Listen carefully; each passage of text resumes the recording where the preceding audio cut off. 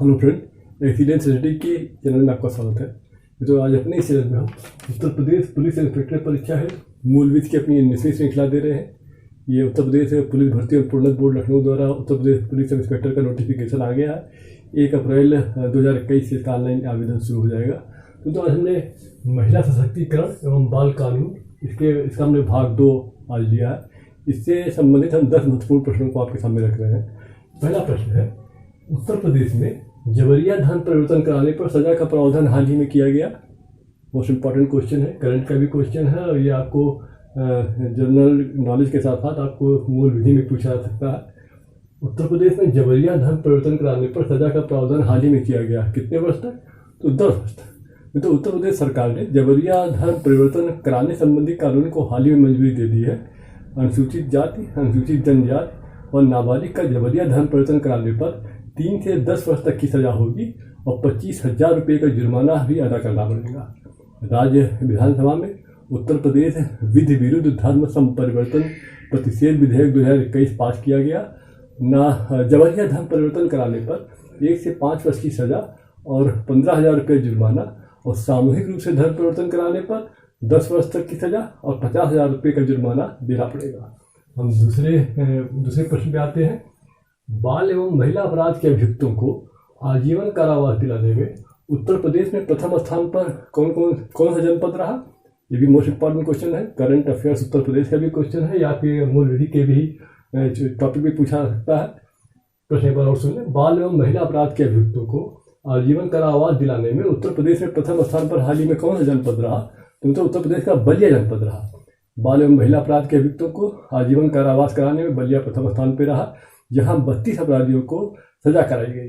दूसरे और तीसरे स्थान पर क्रमशः आगरा व फतेहपुर जनपद रहे, जहां क्रमशः 22 व 21 अपराधियों को सजा आजीवन कारावास की सजा दिलाई गई। ये महंत योगी आदित्यनाथ जी उत्तर प्रदेश के मुख्यमंत्री के निर्देशन में चल रहे मिशन शक्ति अभियान के तहत राज्य सरकार के प्रभावी अभियोजन के कारण यह संभव हो सका है। हम तीसरे प्रश्न पे आते हैं। भारतीय दंड संहिता की किस धारा में विधि विरुद्ध अनिवार्य श्रम को दंडनीय माना गया है? ये भी मोस्ट इंपॉर्टेंट क्वेश्चन है। भारतीय दंड संहिता की किस धारा में विधि विरुद्ध अनिवार्य श्रम को दंडनीय माना गया है?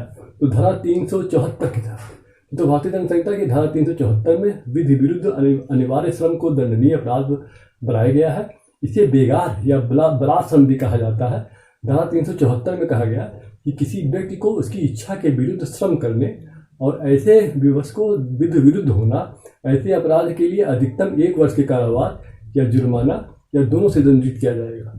चौथे प्रश्न पे आते हैं। भारतीय दंड संहिता में अश्लीलता से क्या तात्पर्य है? भारतीय दंड संहिता में अश्लीलता से क्या तात्पर्य है?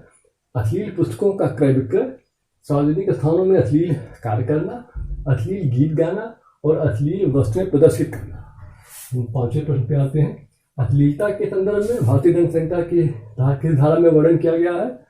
अश्लीलता के संदर्भ में भारतीय दंड संहिता की धारा 292 से 294 तक में इसका वर्णन किया गया है।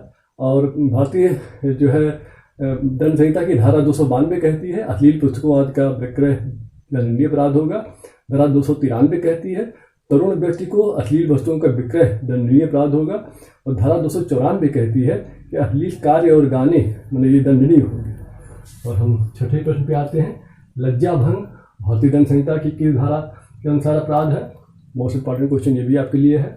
लज्जा भंग भारतीय दंड संहिता की धारा 354 के तहत एक दंडनीय अपराध है।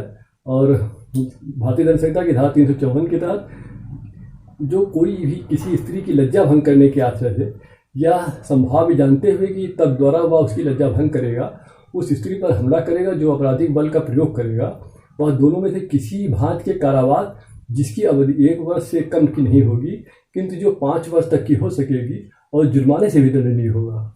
हम 7वें प्रश्न पे आते हैं। वृद्ध माता पिता, पत्नी एवं अवश्य बच्चों के लिए भरण पोषण के संदर्भ में भारतीय दंड संहिता की किस धारा में वर्णन किया गया है? ये भी मोस्ट इंपॉर्टेंट क्वेश्चन है। धारा 125 से 128 तक। तो वृद्ध माता पिता, पत्नी और अवैध बच्चों के लिए भरण पोषण के बारे में उल्लेख भारतीय दंड संहिता की धारा 125 से 128 में कहा गया है। धारा 125 पत्नी, संतान, माता पिता के भरण पोषण के बारे में आदेश करने का प्रावधान करती है। और धारा 126 किसी व्यक्ति के विरुद्ध धारा 125 के अधीन कार्यवाही किस जिले से होगी, इसके बारे में व्यवस्था करती है। जहाँ वह है या उसकी पत्नी जहाँ निवास करती है और अंतिम बार उसकी पत्नी या उसके माता पिता ने उसके साथ निवास किया हो, उसी जिले में ये वाद दायर हो सकता है। और धारा 128 में भारतीय दंड संहिता की भरण पोषण के आदेश का प्रवर्तन किए जाने की व्यवस्था की गई है। आठवें प्रश्न पे आते हैं। नैसर्गिक संरक्षितता के बारे में हिंदू अप्राप्त वैधता और संरक्षितता अधिनियम की किस धारा में वर्णन किया गया है? बहुत ही मोस्ट इंपॉर्टेंट क्वेश्चन है। नैसर्गिक संरक्षितता के बारे में हिंदू अप्राप्त वैधता और संरक्षितता अधिनियम की किस धारा में वर्णन किया गया है? तो धारा 6 में। नैसर्गिक संरक्षक के बारे में हिंदू अप्राप्त वैधता और संरक्षितता अधिनियम 1956 की धारा 6 में उपबंध किया गया है। धारा 6 के अनुसार अवयस्क व्यक्ति की संपत्ति और शरीर के निम्न व्यक्ति संरक्षक होते हैं। पहला, किसी लड़के या अविवाहित लड़की की दशा में पहले पिता तत्पश्चात माता, परंतु 5 वर्ष से कम आयु के अवयस्क की संरक्षिका माँ होगी। दूसरा, अधर्मज लड़के या अधर्मज विवाहिता लड़की की दशा में पहले माता फिर पिता। तीसरा, विवाहिता लड़की की दशा में उसका पति। 9वें प्रश्न पे आते हैं। पंचायतों में स्त्रियों के लिए 1/3 स्थान के आरक्षण की व्यवस्था किस संविधान संशोधन तक की गई? 73वें संविधान संशोधन से। इसमें 2 क्वेश्चन अक्सर पूछे जाते रहते हैं कि 73वां संविधान संशोधन किस वर्ष पास किया गया? तो 1992 में पास किया गया। उस समय भारत के प्रधानमंत्री कौन थे? तो स्वर्गीय नरसिंह राव जी थे प्रधानमंत्री भारत के उस समय। और उत्तर प्रदेश में जब ये 73वें संविधान संशोधन को इम्प्लीमेंट किया गया, जब कार्यान्वित किया गया, तो उस समय उत्तर प्रदेश के मुख्यमंत्री कौन थे? तो श्री मुलायम सिंह यादव थे।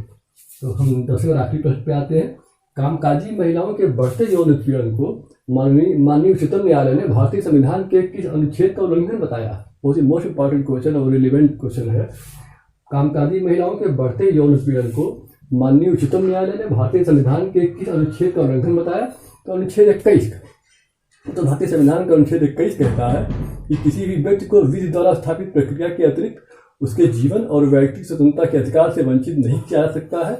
मानवीय गरिमा के साथ जीना और वे सब पहलू जो जीवन को अर्थपूर्ण, पूर्ण तथा जीने योग्य बनाते हैं, इसमें शामिल है। तो आज हमने उत्तर प्रदेश पुलिस इंस्पेक्टर परीक्षा मूल विधि की अपनी 19वीं श्रृंखला में 10 क्वेश्चन आपको, महत्वपूर्ण क्वेश्चन आपको दिए हैं।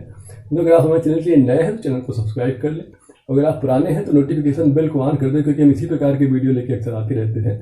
जब आप हमारे चैनल सब्सक्राइब करेंगे, उसके प्लेलिस्ट पे जाएंगे और उत्तर प्रदेश पुलिस SI को क्लिक करेंगे, तो उत्तर प्रदेश पुलिस इंस्पेक्टर परीक्षा से संबंधित हमारी 1900 श्रृंखलाएं मूल विधि से संबंधित आपके सामने सुव्यवस्थित एवं क्रमबद्ध रूप से आ जाएंगी।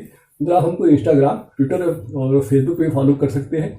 इन तीनों सोशल साइटों के मेल ID का लिंक हमने डिस्क्रिप्शन बॉक्स में दे दिया है। साथ ही साथ 18वें श्रृंखला का अपना मूल विधि का वीडियो का लिंक हमने डिस्क्रिप्शन बॉक्स में दे दिया। धन्यवाद।